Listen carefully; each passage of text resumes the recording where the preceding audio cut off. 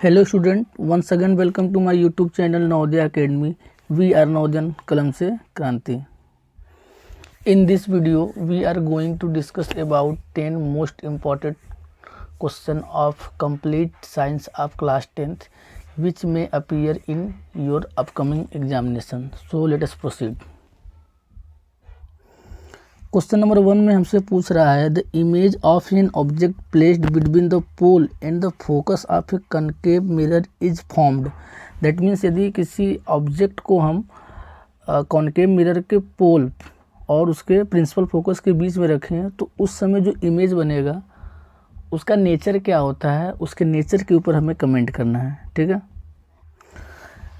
Concave mirror के केवल इसी केस में जो मेरा इमेज बनता है वह बिहाइंड द मिरर बनता है। बाकी सभी केस में आप यहाँ पे देख सकते हैं कि जो मेरा इमेज बन रहा है in front of the mirror बनता है। और देखिए इस वाले केस में जो मेरा इमेज बन रहा है वो बिहाइंड द मिरर बन रहा है। तो एक्चुअल में हम जानते हैं कि कॉनकेव मिरर में जो रे ऑफ लाइट होती है वो बिहाइंड द मिरर जा ही नहीं सकती है, वो हम उसको अपीयर करवा रहे हैं डॉटेड लाइन से बढ़ा के कि वे अपीयर टू मीट होंगी।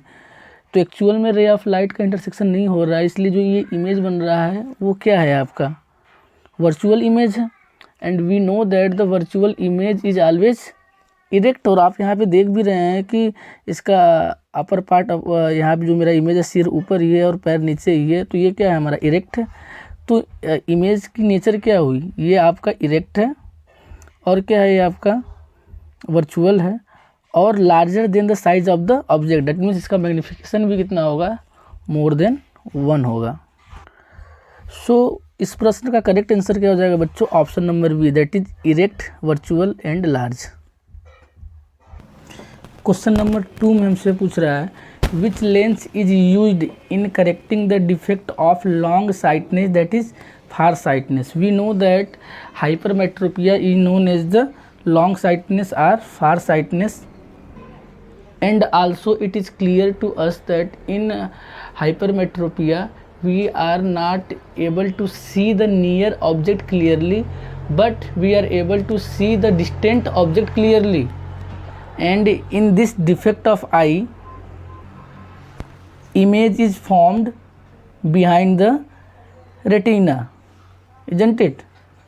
So this defect can be corrected by using a convex lens, that is converging lens of suitable power. So the correct answer of this question will be convex lens. if उन्होंने पूछा होता आपसे myopia को correct करने के लिए किस lens का प्रयोग किया जाता तो आपका आंसर क्या होता, कॉनकेव लेंस। और आपसे उन्होंने पूछा होता कि किस बायोपिया को करेक्ट करने के लिए कौन सा लेंस यूज होता तो आपका आंसर होता बाईफोकल लेंस।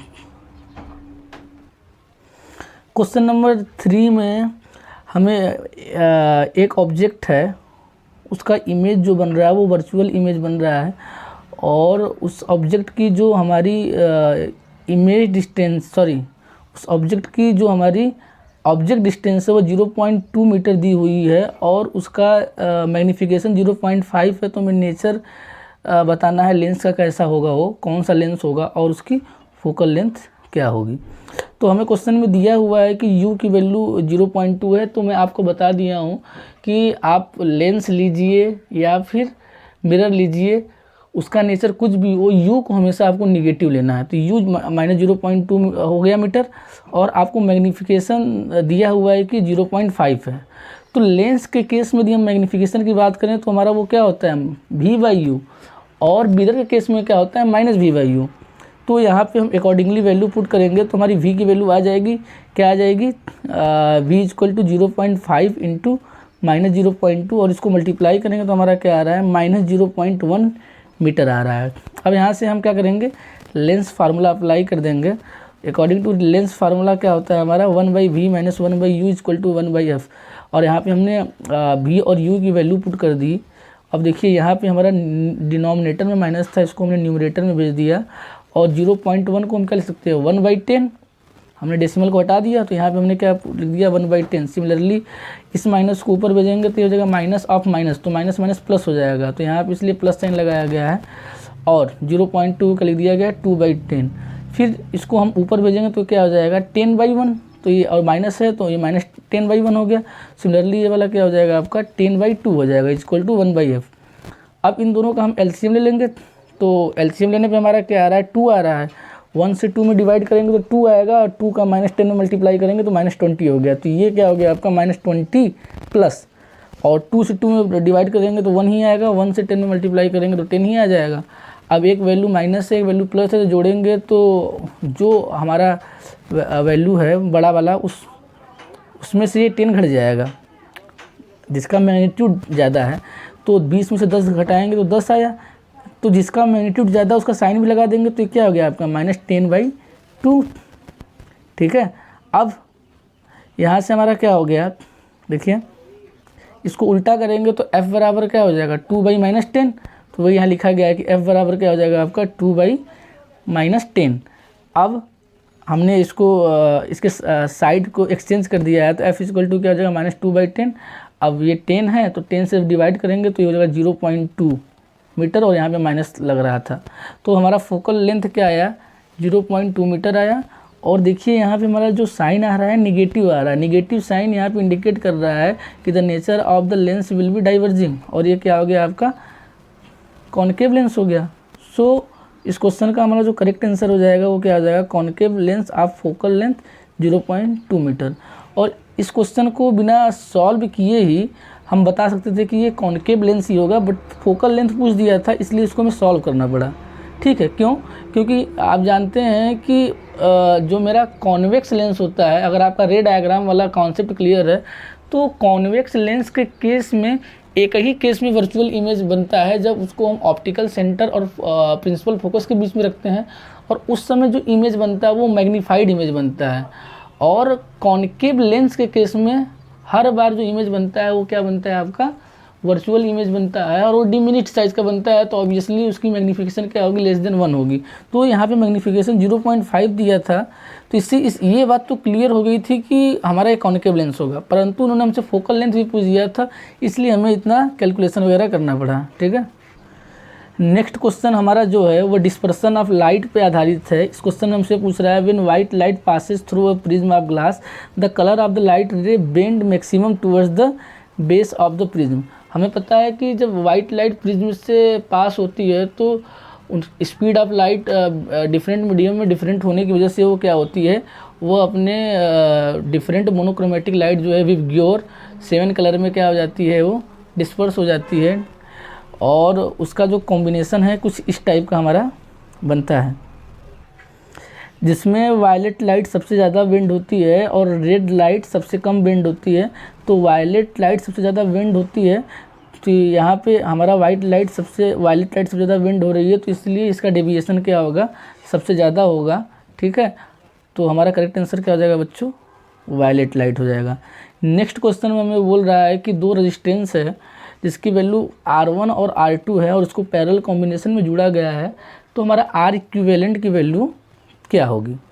ठीक है, तो देखिए यहाँ पे हम जानते हैं कि पैरेलल कॉम्बिनेशन के केस में 1/R इक्विवेलेंट की वैल्यू क्या हो जाएगी 1/R1 + 1/R2 + 1/R3 plus so on up to 1/Rn।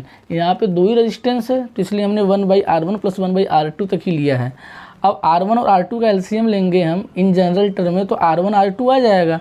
अब यहाँ R1 से डिवाइड करेंगे तो R1 से R1 कट जाएगा, बचा R2, और 1 में R2 से मल्टीप्लाई करेंगे तो R2 ही आ जाएगा।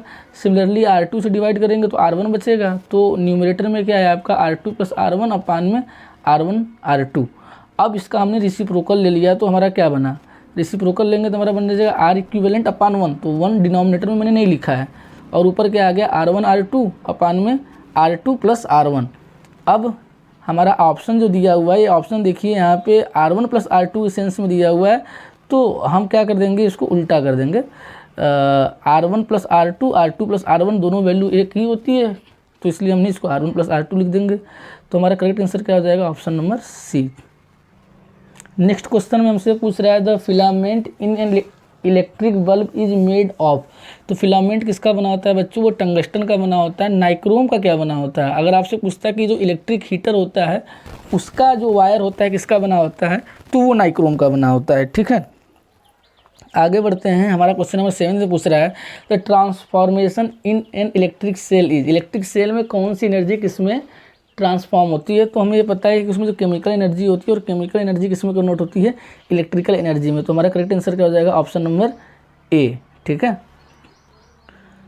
अब हमारा केमिस्ट्री का क्वेश्चन स्टार्ट हो गया है और यहाँ पे एक रिएक्शन दिया हुआ है और रिएक्टेंट साइड वाई दिया हुआ है। तो हमें पूछ रहा है कि वाई की जगह क्या आएगा।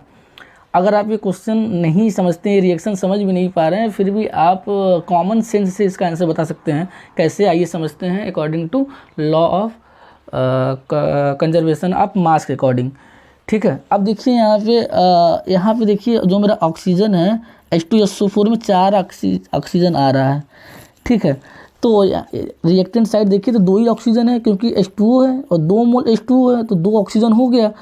तो ऑब्वियस सी बात है कि 2 ऑक्सीजन और होना चाहिए किस साइड, हमारा रिएक्टेंट साइड। तो यहाँ से क्लियर हो गया कि ऑप्शन में देखिए तो ऑप्शन नंबर सी में ही 2 ऑक्सीजन दिया हुआ है, that mean sulphur dioxide.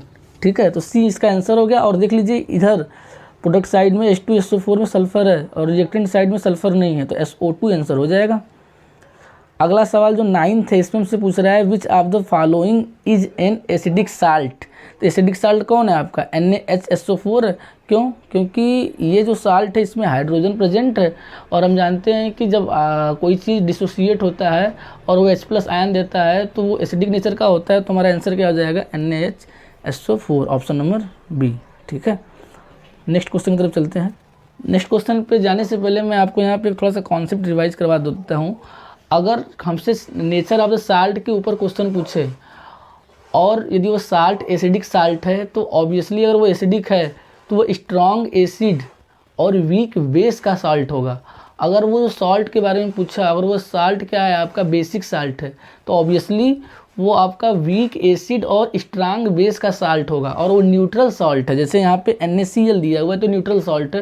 Neutral salt कब होगा, जो स्ट्रांग एसिड और स्ट्रांग बेस को मिक्स करने पे बना होगा। जैसे यहाँ पे आपका HCl और NaOH को मिक्स करने पे बना है NaCl। ठीक है, तो आज के वीडियो में 9 क्वेश्चन को रहने देते हैं। नेक्स्ट वीडियो में हम और क्वेश्चन को डिस्कस करेंगे। यदि आप वीडियो के इस चरण तक बने हैं तो कृपया आप हमारे चैनल को लाइक, शेयर एवं सब्सक्राइब करना ना भूलें, क्योंकि आपका सब्सक्रिप्शन ही हमारा मोटिवेशन है, ताकि इस तरीके से हम और स्टूडेंट तक पहुंच सकते हैं। All the best for your upcoming examination. Thank you so much.